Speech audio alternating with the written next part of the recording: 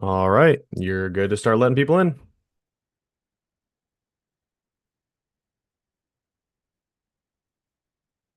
Hello, hello. Welcome.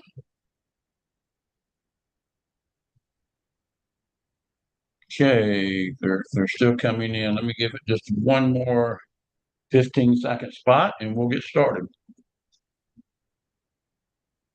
You guys having a great Wednesday?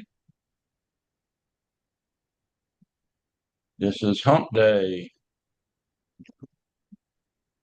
Okay, I'm gonna get started now. Guys, today I want to talk to you for my 15 minutes about all the different reasons that let me help admit some people, all the different reasons that we do not fund a file.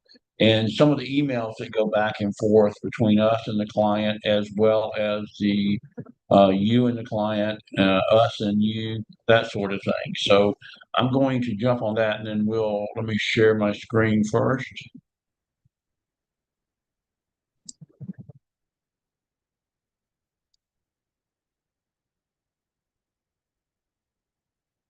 I've gone over this in the past and I just think it warrants for a lot of new people to go over it yet again. So I'm going to be talking about the Bankruptcy client and agent emails that go out. We have what we call categories and reasons. We have a list of categories that we use whenever we're putting them into our CRM and when we're getting the information that we need to make these decisions. The first one is the category, and then of course, what are the reasons they're no longer interested? They declined for non-response. They're not eligible for funding. Well, what is the category and the reason that fit each and every one of these? And there's so many different variables on that. But what I want to talk to you about is some of the reasons for rejection. I get these. Some lenders just saying the merchant's not eligible for funding, which means I have to call that that lender partner and talk to them in detail about what the problem is. And usually when I see the merchant is not eligible for funding, I would say 90% of the time it is either background uh, or past default or fraud. Those are usually what those are. I get some other ones about advanced payments. Unfortunately, the application's been declined because the merchant is flagged with a past default or a past uh, uh, file that went to court, and there's some court filings on it. See, all of this is done very very quickly, and you'll see what data merge is all about in a few minutes. Some of them are just FICO that they just can't get them funded because they're below that 500 number. A lot of times they can be below that 500 number, and I can still get one of our other lender partners to take it because the revenue is good. They don't. That's when they quit looking at FICO whenever the revenue is fantastic, and they don't have a bunch of other little dings out there such as past defaults. Sometimes we get fraud. Fraud always means that they manipulated their bank statements, or the wrong person's applying that doesn't even own the business. And most of the time, these files that we get in that say fraud, they've already been recycled through us many times, so we've seen this file a lot. But we still submit it and let the lenders make those final decisions. Then, of course, too many negative days. They're supposed to have less than five in any one month, and less than nine over a period of 3 months. But quite frankly, that just kind of varies between each lender. So we have to let each one of them make a decision. And again, if they just say they're not eligible to be funded, that could be a host of reasons.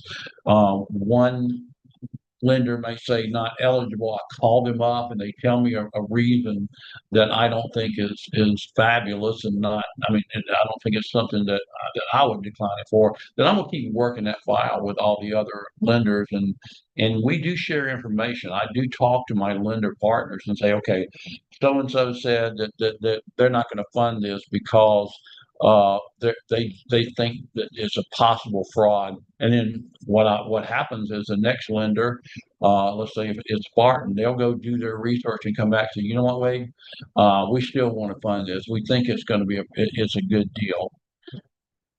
A lot of times we get a data merge hit, and I'm going to show you what data merge is all about, and you'll see that a lot of these legal issues that are out there on data merge are defaults, liens, judgments, bankruptcies, that sort of thing.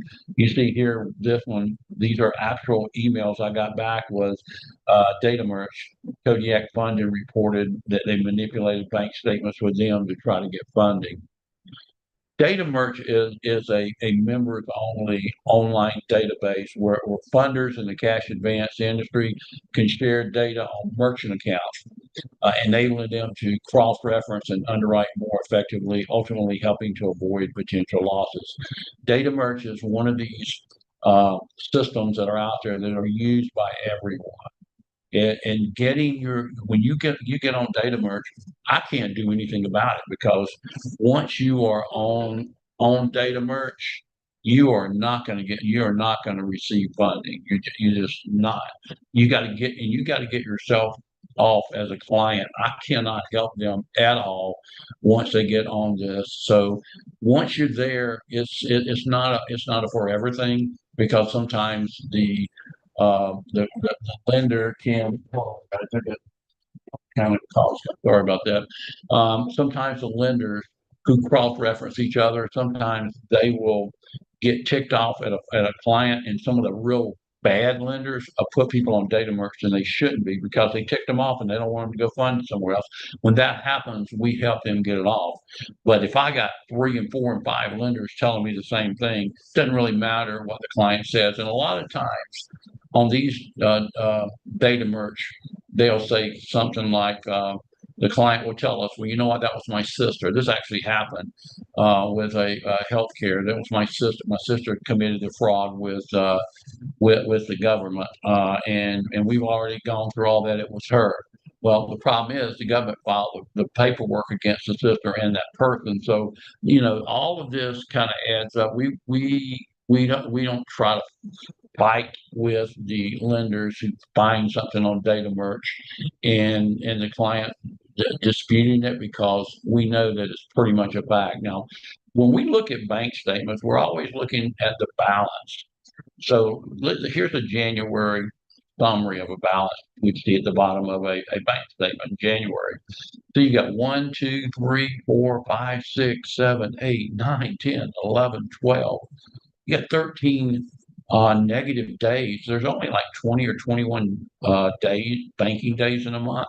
And if you're negative 5 or more, you're just not going to get funded. What happens is we tell them they got to go another 30, 60, or 90 days without negative bank accounts. If they go another 30, and this was the only month they had a problem in, possibly we could get this thing done a month from now. But if I look at this with 13 negative days, I can tell the person they're going to have to go 90 days. There's no way somebody's going to let 13 negative days stand in that 3 month period that they're looking at bank statements. Here's the response I wanted to put down, add. This was from a client from just a few minutes ago. It's at 11:23. I was a little bit late getting on here, and I wanted to add this one to it. Paul sent me an email because I've been bugging him. This is a really big funding offer that we have. I got him the preferred funding offers, and they were great. And he said, "Good morning, Wade. You can close the file. We were looking for 3 to 5 year terms." I told the broker that. Well, if you do get an email like this, do me a favor and forward those to me so that he probably didn't tell the broker that, or the broker certainly would have called us, I would hope, or maybe not. They may have thought that I can do something that can extend times in our industry, and David talks about it all the time.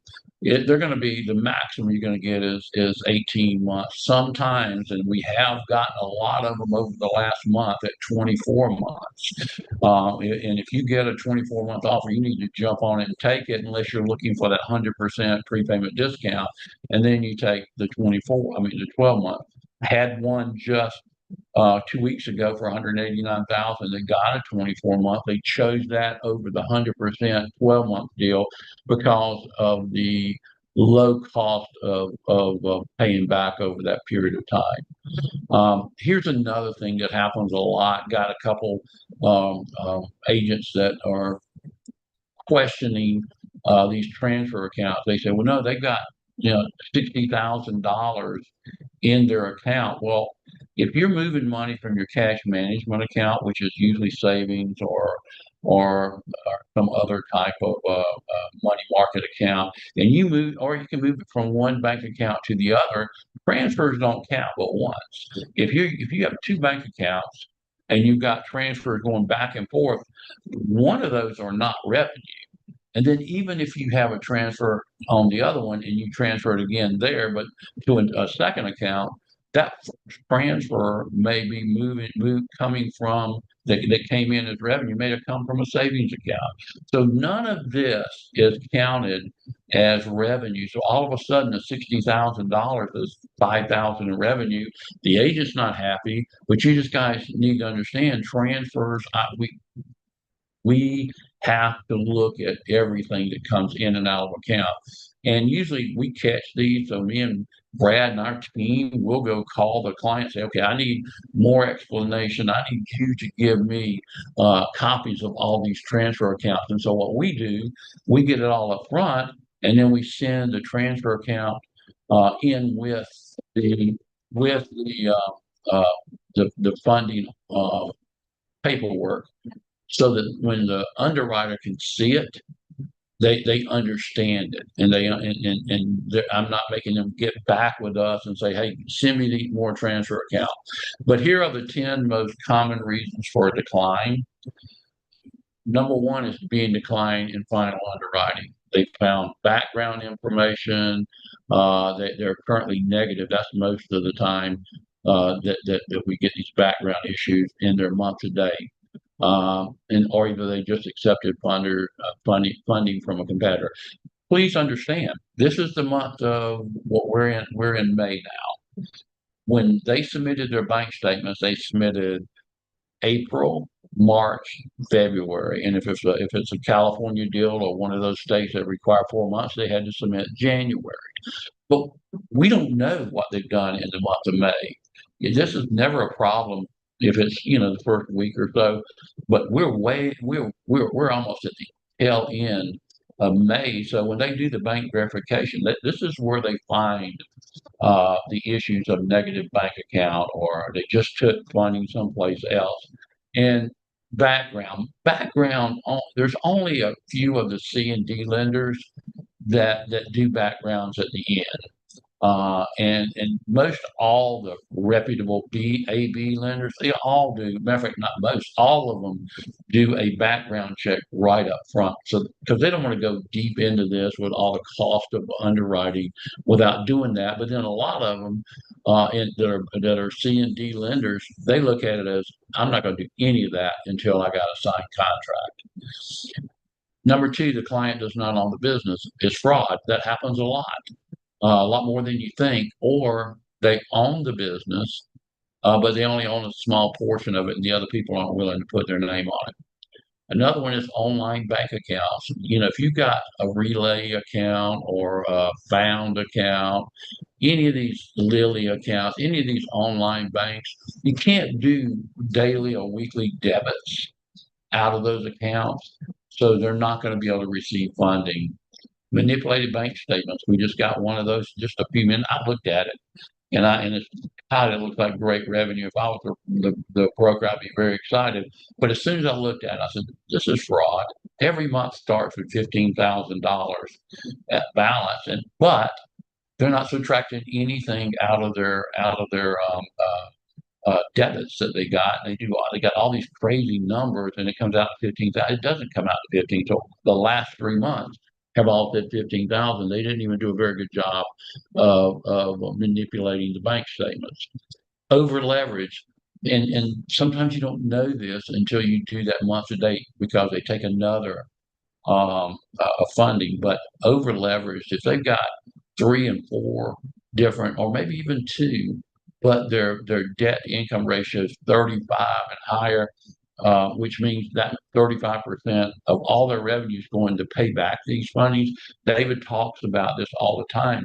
Is this going to be debt, or is it going to be money that you can use to leverage your future by building your business? And then the final five is client refuses bank verification. This happens more often when it comes to clients that you just don't want you to see that they've taken funding or that they've got these negative accounts. Now we do have legitimate reasons sometimes. Their banker tells them, do not give anybody your username and password. Hey, I get it. I'd be nervous too, but sometimes we can get over that by doing a screen share where the lender literally does an online screen share with the client or with the banker. It doesn't matter. But they refuse the bank verification. That's just not that often. Too many negative days. I've already covered that and showed you that. Time in business. We get a lot of brand new accounts coming in, and it's so sad that they have like 2 months in a row of 30,000 or more, but they only been in business 2 months. So that's sometimes an issue. Recently funded, we weren't told that they were. And if I knew that they were funded early, if they were honest with me, I could have conveyed that to the underwriters, and they would have looked at it a different way. But coming back uh, after they had to find it themselves, it almost looks like they're trying to put that one by us. And then finally, overshop. If you're stacking as a client, you're just not going to be able to get a lot of lenders to feel good about your account. So especially if you took funding in February from one person, one group, and then 2 days later or a week later, you fund it on top of that. That's called stacking. Clients get lenders get very nervous about those clients themselves. So that's just a quick rundown of what we go through on a daily basis of some of the reasons that your file may not be pristine or may not go through.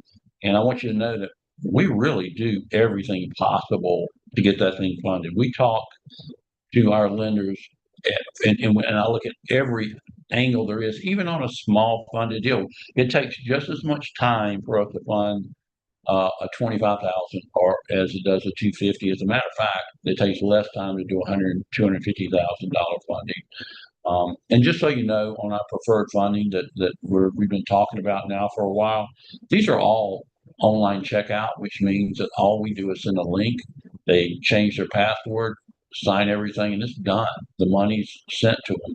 We don't do bank verifications. We don't do funding calls or anything of that nature. It's just on the ones that are not the pristine type file. So does anybody have any question about anything we covered or anything that's having to do with funding?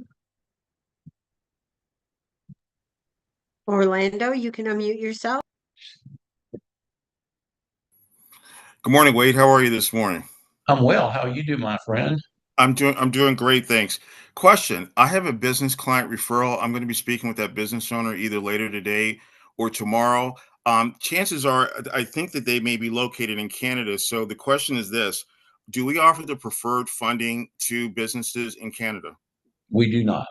We do not. So okay, that'll strike that off the list. And in Um, Canada, just so you know, they got a whole set of different rules. You're not going to get anywhere near the amount of funding you're going to get in the U.S. In Canada. okay.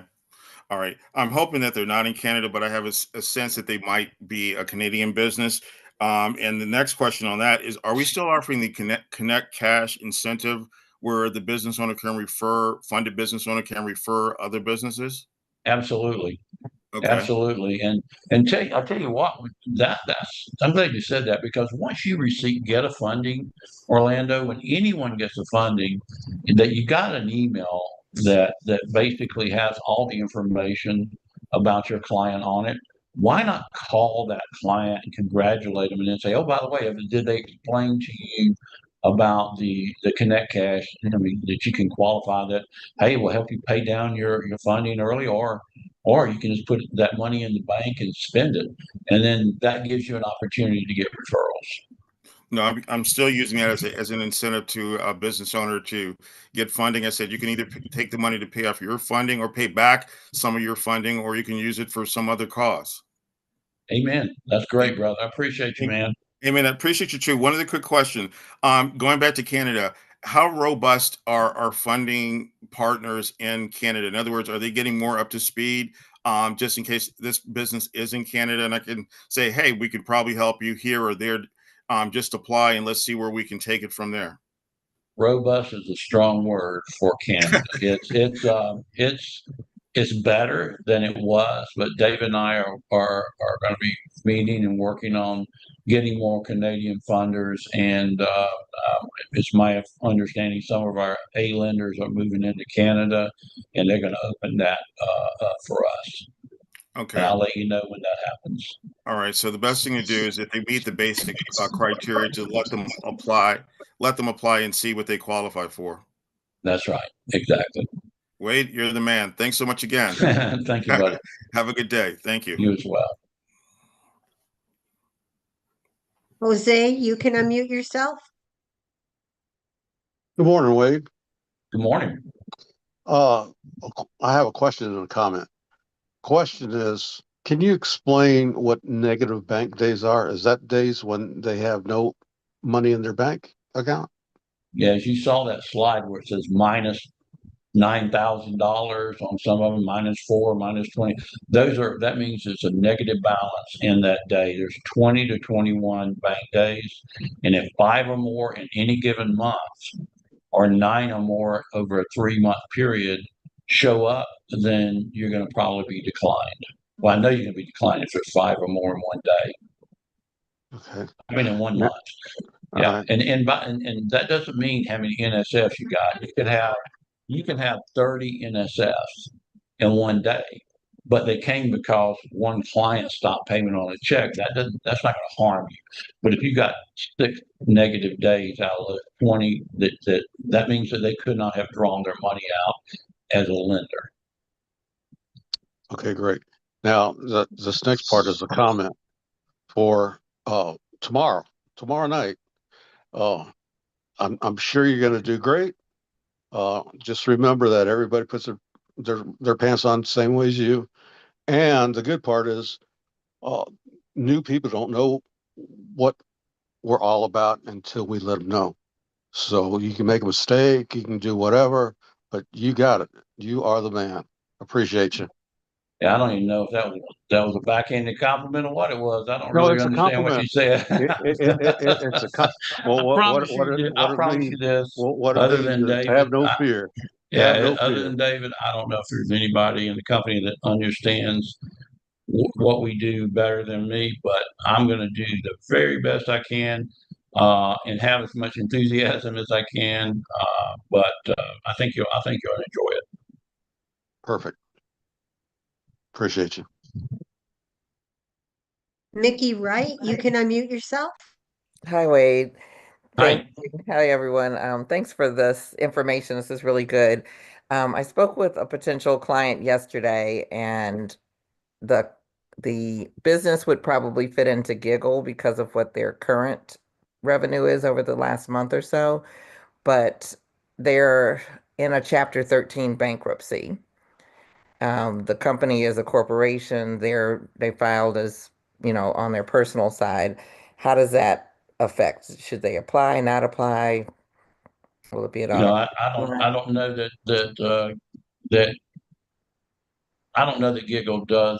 I'm pretty sure that Giggle doesn't do anything as far as a credit thing until the end, and then they do pull a hard credit. And I think if they find bankruptcy, they're probably not going to fund it. I know for a fact that we won't fund anything that's in the middle of a bankruptcy. Okay. All Okay. right. And, Uh, and legally, they're not supposed to enter any kind of agreement during that period of time. okay. So like the 13, I think is over like 5 years or something like that. So they're not supposed to enter into anything So, during but that the five third, years. but is it still ongoing? Okay. No, if it's in a reorganization and it's still ongoing, they're not supposed to do anything until it is the judge has made that decision that it's over. Okay, so even if it's 3 to 5 years, that would be the time frame they would. I've seen reorganization last that long. Okay, But if they're in Chapter 7, it's got to be over 7 years. if they file Chapter 7, they won't be able to get funding for 7 years. Is that Well, they accurate? can probably get it from some of these other shakier lenders, but the ones that we use won't fund it. Got it. Okay. All right. Well, thank you. All That right. was my question. Okay. I think that's it. Nobody else. Well, listen, guys. As Jose said, I'm going to be on tomorrow night. I'm excited about it. I'm gonna bring the energy, and I hope to see you guys and your prospects out there to be part of it. You guys have a great day.